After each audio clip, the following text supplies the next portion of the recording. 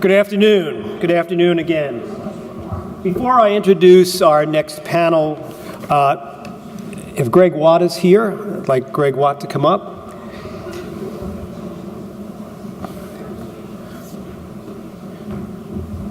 Many of you may know Greg. He is the CEO of Watt Global Media, and Watt is celebrating its 100th anniversary this year in 2017. It's the fourth generation of the family, and I've had the pleasure of not only knowing Greg, but also his dad, Jim Watt, and I'm delighted to be able to recognize Watt today as it celebrates its 100th anniversary. It started as an experimental farming project, and today now is a global leader in the agri-health and animal health business, and we're delighted not only to celebrate Greg's and Watt's success over the last 100 years, but also thank him for his support to Connective and SIA. So Greg, congratulations.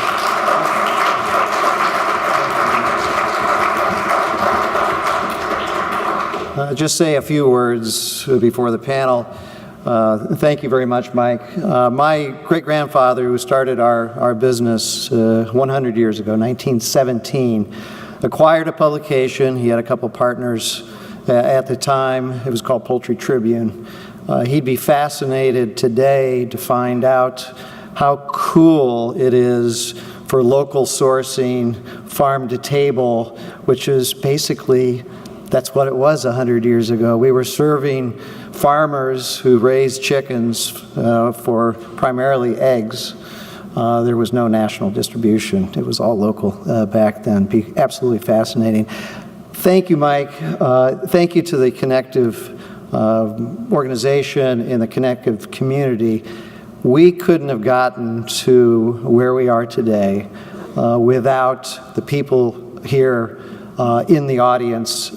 So many friends, relationships that have been acquired because of Connective, prior to that ABM, who we've leaned on in many cases, but use as a resource that have helped grow our business and helped us succeed for these many decades and in many years. And I wanted to do a special shout out to our entire staff. It's been, these last several years have been absolutely a delight for me to work with and for our organization. They are absolutely jazzed about the future, and we are so excited about what lies ahead. Looking forward as a 100-year organization, we're literally of the mind of a startup. So we're looking forward to what we can do moving forward. Thank you so much. You can stay. Okay. So now I'd like to introduce our next panel, and in for a real treat. When you talk about innovation, certainly Greg's given you a sense of the innovation just in the brief comments that he's made about what Watt has done over the last 100 years. And Peter Hoyt, I'd like to welcome him up as well. When you talk about innovation in media and information, Peter now leading EnsembleIQ, but has a long history of success and innovation in B2B media. So we're really fortunate to have these two great leaders and innovators, and really taking their organizations now to a whole new level as part of this panel. So thank you and welcome.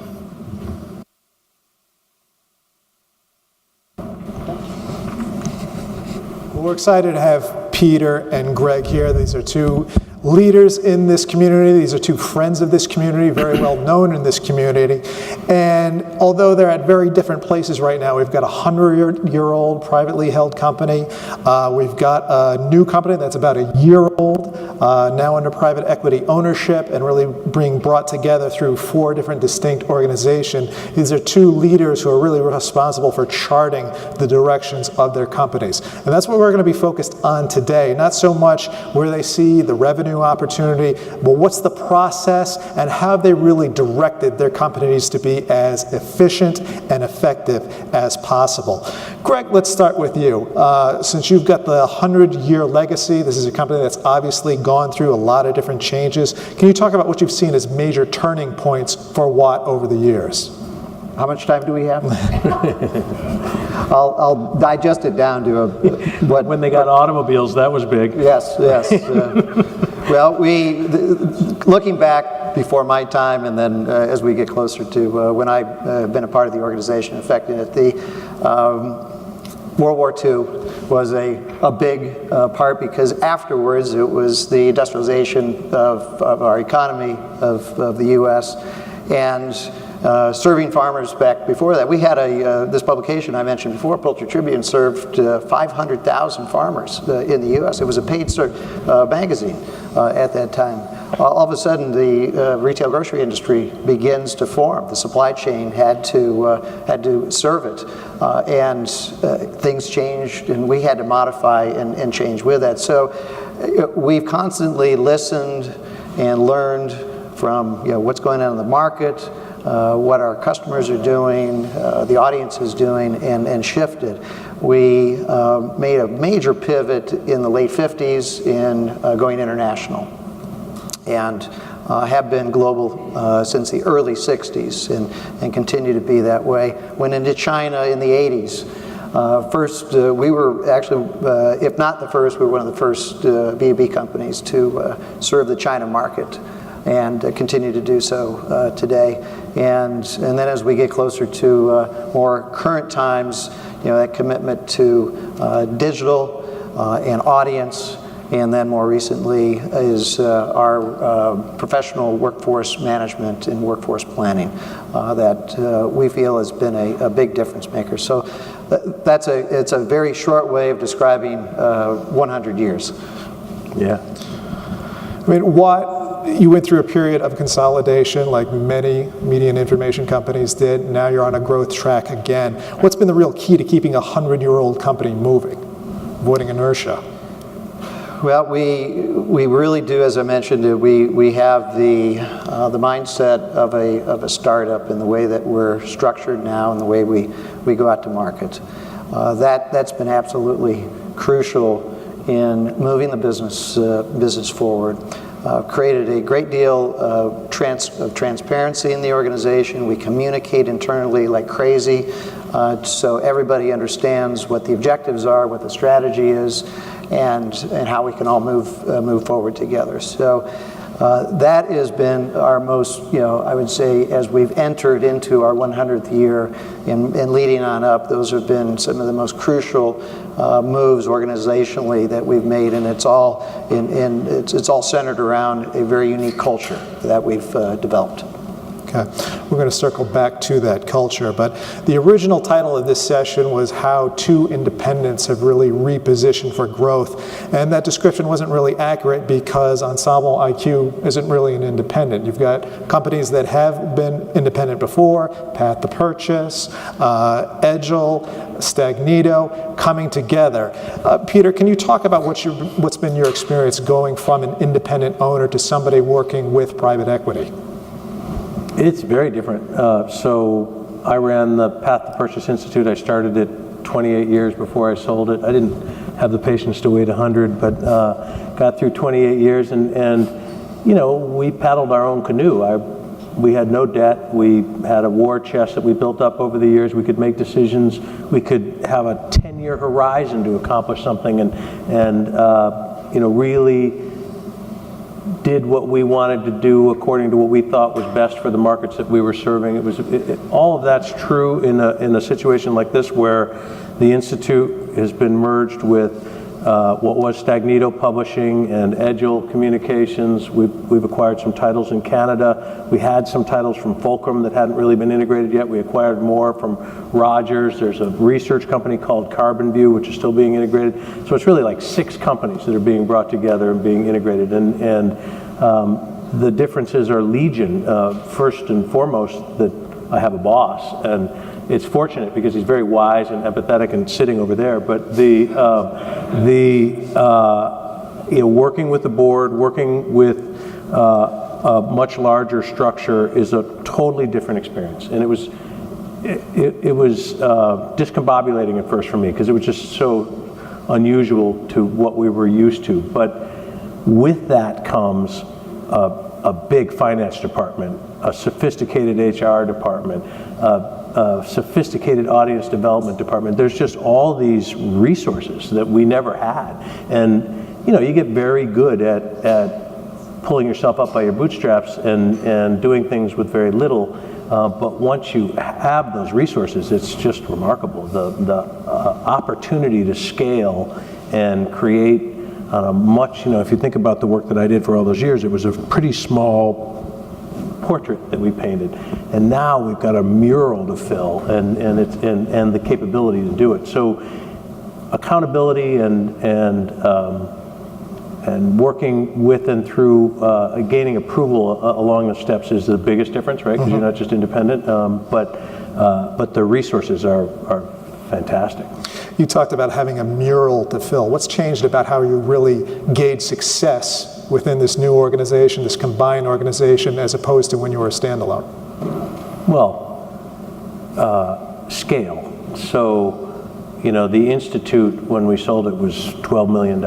We're over 60 million now, and that was one title, a trade show, a conference. We had a whole bunch of members, so that was a sort of special part of that experiment. But this is 10 titles and 50 events and websites and digital products. And so not only is this whole enterprise moving forward, as all of our industries are moving forward, and our companies are moving forward in terms of finding and embracing different digital and data products, riding the wave of change in events. Every aspect of the business is changing while we pull this together. So the difference is the scale. It's just a whole different, at the end of the day, you still count up how much money you brought in and how much money you spent, and so the final accountability is about the same, but the scale at which we're operating is completely different.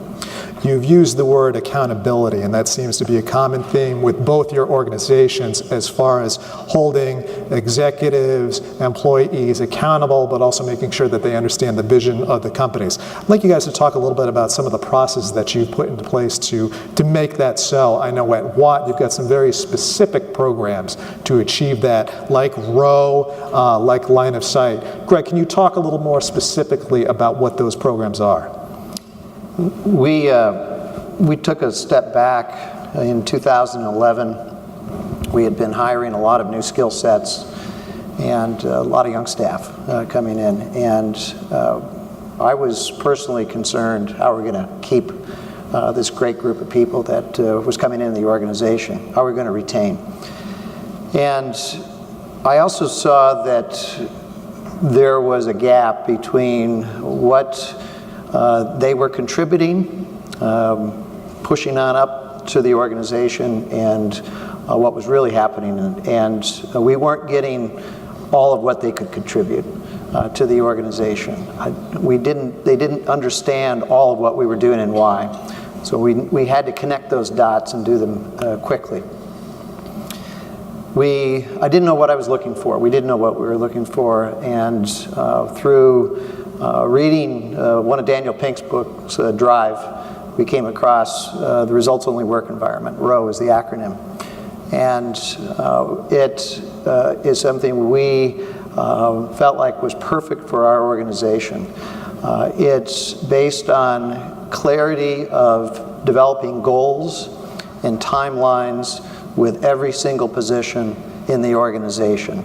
It sounds like one of those you should be doing it anyway, but most organizations don't do it fully or correctly. And we weren't after evaluating it. It's about creating a strong sense of purpose. I didn't feel like we had that purpose firmly attached. Why are we doing what we're doing? And that was going to be part of the recruiting as well, and retention. And the third piece was we didn't know who our customer was, clearly. We go and canvass our own staff, and we would get two different answers, which isn't unusual in B2B media.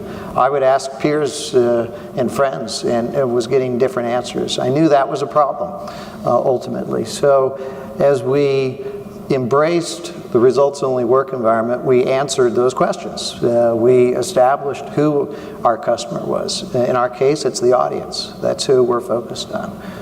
The client side is the marketer side, but the audience is our customer. We developed what we call an ultimate outcome, which is we improve the health and well-being of humans and animals throughout the world. It's big, but that's what we embrace. That's what drives us. And then established a very strict discipline of creating goals for every position in the organization, having very specific timelines, bringing that back to the strategic plan. And then every one of our managers meets 3 times a year, every 120 days. I meet with my staff every 90 days. Formally to go through those goals and re-up. So it's a performance dialogue. We dumped the annual review. That no longer exists. That just happens to be on the merit time. This happens to be one of the 3 performance dialogues. What it's done in the overall is we eliminated office hours in our organization. We eliminated any need to come into the office. And then a year ago, we dumped our PTO plan entirely. We have an open leave plan. It has energized our organization from a performance standpoint. It's an incredible recruiting tool, and it's been an amazing retention tool. We would have lost, we can fully attribute about close to 10 people in our organization that would not be with us if it wasn't for this new culture, new discipline that we had established because their spouses or partners or for family reasons had to move. This allowed them to move to different states, different cities. It's eliminated all geographic boundaries in terms of recruiting for us. So it opened up the country to us. We weren't confined to a particular area. And we've had fantastic results, top line, bottom line. We did this 5 years ago this month, and so we're firmly embraced and integrated in our organization, and it has a great deal of discipline. Everybody here does flex time. You've got your summer hours. We went all the way with it, took it to an extent that is a little overwhelming to think about it, but we were fully committed and weren't going to look back as we decided this was the way to go. Well, how do you maintain that discipline? Because I'm sure there's some people going, wow, the natives would run wild if we did that. I mean, how are you keeping everybody on point? Through a lot of discussions, obviously we do a lot of conference calls, and when deadlines aren't being met, it becomes a performance discussion. So it actually uncovers any issues quicker than what it was before. It also allows you to focus on the right things. I would walk through the office and people would be on Facebook and shopping and such, and it was personally very frustrating, for me. And what I wasn't thinking about at the time was, are they getting their work done? Are they getting it done right, timely, so on and so forth. So we often get caught up in thinking about the wrong things as we're operating our organizations, and it's called focus on what matters. And so we work real hard with our managers to make sure that the goals are written in a way that they're clear. Some we found out did it fantastic, others needed some work, and that they were very specific timelines associated with that. That's another is, you've got to make sure that the dots are connected between your staff, your management, and it put the emphasis on our managers being really good managers, and it uncovered some weakness as we went through the process. Okay, one advantage that you have is that this is a single culture, this is a single organization. Peter, you're dealing with up to 6 different entities now. I mean, you've got different cultures, you've got different organizational processes, different expectations among the people within each of those entities. I mean, what process have you put into place to really smooth that transition and make this an efficient organization? I don't think I have an answer of any kind of great overarching plan. What we did was I expanded our executive leadership team and brought in some guys who'd worked at scale. So all of these companies were small companies that were brought together, and none of us had a lot of experience at operating at scale. So we filled the management bench with guys who have operated at scale, and that's helped us a lot, just to think about where we're headed. And then, you know, it's just one step after another. You find critical areas. So turns out there's at least 6 different ways of doing accounting, because there were 6 different ways that accounting was being done, and we had to get finance and accounting tuned, and so that everything could tick and tie, so we could do the right analysis to understand exactly what we were achieving or not achieving, and that's really job one. But while you're doing that, every single process that we might take for granted in our companies, from how the magazines or websites are produced and information is put out into the marketplace, to there were 36 salespeople, there were 36 comp plans, and so how do you get uniformity in comp plans that are fair and will work? And you just have to sort of keep going one step after another, and it's not always pretty, but I really like what Gregg said, and it was the first thing I said when I got there, which was, and I actually still have people that don't understand what I'm talking about, but we're not here to make money. We're here to be of astounding use and value and purpose to the audiences that we serve. We're agnostic about the media. It is magazines, it is events, it is digital, it's all of those things.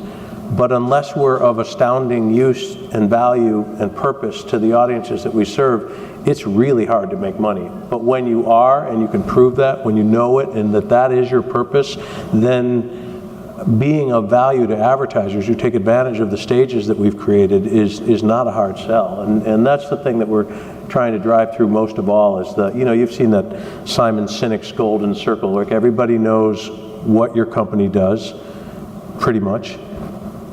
Another group of people understand how you do what you do, but how many people in your organization know why you do what you do? And it's not that easy to answer that question when you first have to ponder it. And so we're working hard to make sure everybody gets that, and that becomes the light that you go to, because it helps you organize everything else that you're doing in order to be effective in the marketplace. Mm-hmm. Okay. Let's talk a little bit about the opportunities that you see and where the investment is being made to really capitalize on those opportunities. Can you talk about your current revenue mixes and where you'd like to see this go in about 5 years? Gregg, let's start with you. Currently, we're 50, 30, 20, 50% still on the magazine side, 30 on events, 20 on digital. The events and the digital piece have been our growth areas. As Matt referenced earlier this morning, ag has been still performing quite well, much to our delight and somewhat amazement. That the magazine side's still doing very well. Looks like it's got a fairly good path ahead. In fact, we're up year over year through the first 6 months on our magazine sector. We were up last year as well, but the event and digital side is where we're putting our emphasis, and we're moving into data as well with a launch coming up next month. Anything else you could share about that launch coming up next month? Well, we're excited about it, and we've been researching data opportunities. We worked very closely with InfoCommerce, Russell Perkins here, who helped direct us on looking at where our best opportunities were in the data sets and the markets that we have and the data that we had in-house already. And we've done a lot of vetting, much more than we probably have done with any other product that we have in the marketplace. We did a soft launch at our own event last month. The feedback was fantastic, and we're tweaking right now, and we believe it'll be should be a very substantial part of our revenue stream going forward, and a fourth revenue bucket for us. Peter, how has the revenue mix, the revenue ratio really materialized for EnsembleIQ? Once you've brought these organizations together, what does this look like? It's probably about, I think it's 46% print, 23% digital, 14% research, 11% events, And then we have like 6% of membership dues, which came from the Institute part of the piece. And that'll change a lot in the next few years. There'll be a lot more events. At the Institute, we were 50% events. Events are great, right? I mean, they're fragile. You forget how fragile events are, where any event, a weather event, can ruin an event, but which is, I think, partly why the margins are so good. I mean, whenever you see a really good margin, there's probably commensurate risk. But we love events, and they're a perfect complement. The digital part is we're getting ready to push a whole bunch of new digital products into the marketplace, and we're working on a big unified database that's intelligent about. And we have a database of almost 800,000 people in our audiences combined, mostly around North American retail, one way or the other, and we're building one of those unified databases where we have knowledge and data on each person in there in varying degrees, and that's a honeypot, and that will grow a lot. But we're very dedicated to print. I have said on a number of occasions, if print is going to die, we're last, because we want to be just that good.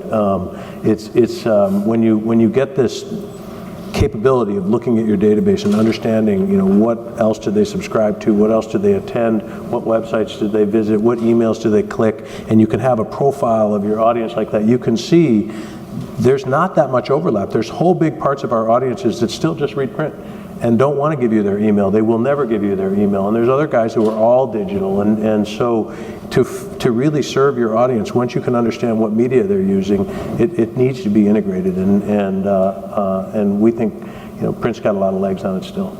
Okay, good. We're going to open it up to questions now. Do we have questions from the audience? Greg, I was curious just how the mix of digital, this is Todd at Media Radar, how is the mix on the digital side? You said it was 20% and growing really fast. What is it that's being sold? Is it an online subscription, or is it video that you're doing? Is it a certain piece that's driving it? Nothing's dropping right now, Todd. So that's good, and we're still seeing a tremendous upside in traditional. So banners, website, banners, e-newsletters are still for us going quite strong now. Looking ahead, that's not the future. That will change. It needs to change. We've more recently gotten into native. You talked about that, and we're excited about the prospects, and we're seeing a great deal of growth. And what we look at is in our client content bucket, which native is a part of: webinars, white papers, and then custom.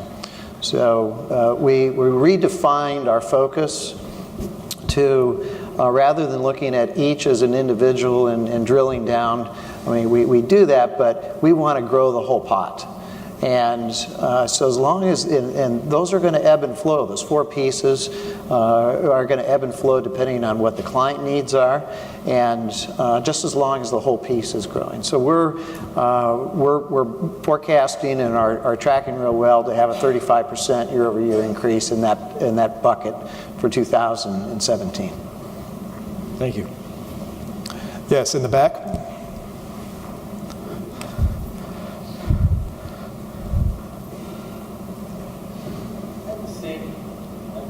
Same question, but it's insert data. So the last question is, what's your sort of drilling down into your data set, segment,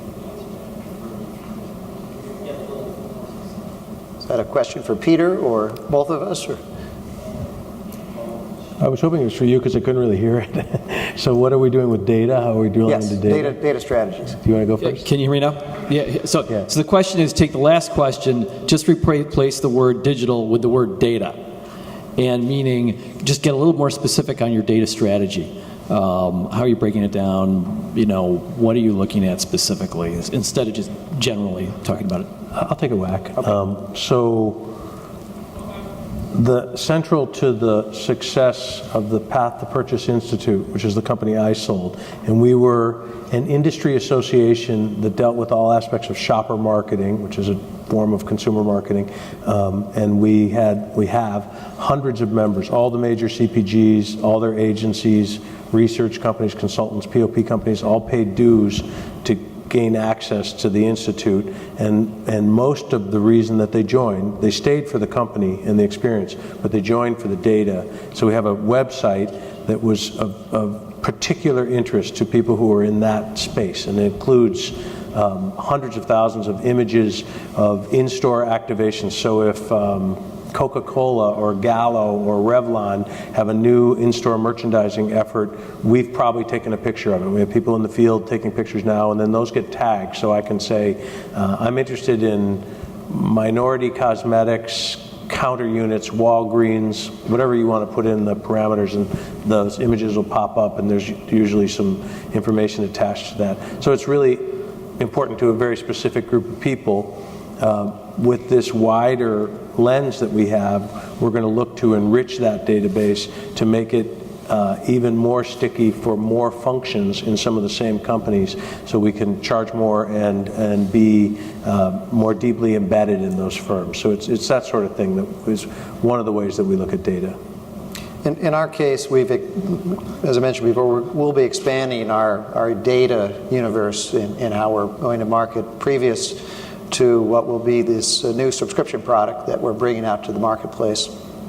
We were using data to monetize for engagement purposes. And that was central to our content strategy. It provided unique value in the markets that we served. It also differentiated us tremendously. And we track engagement, and that's what drives future content. And it proved over and over again that our data that we were using throughout our content streams was escalating our engagement, and was core and crucial. So we're going to continue to do that. It continues to be a unique value and really differentiates. And then the next part will be the subscription data, which is another entirely different focus of the business going forward. I'm going to end it there because we are out of time, but also this is a great transition point to our next session, which is going to be about effectively using data to plan your strategy. Gregg, Peter, thank you very much. Let's give them a round of applause, please. Thank you. That's fun. Thanks, Matt.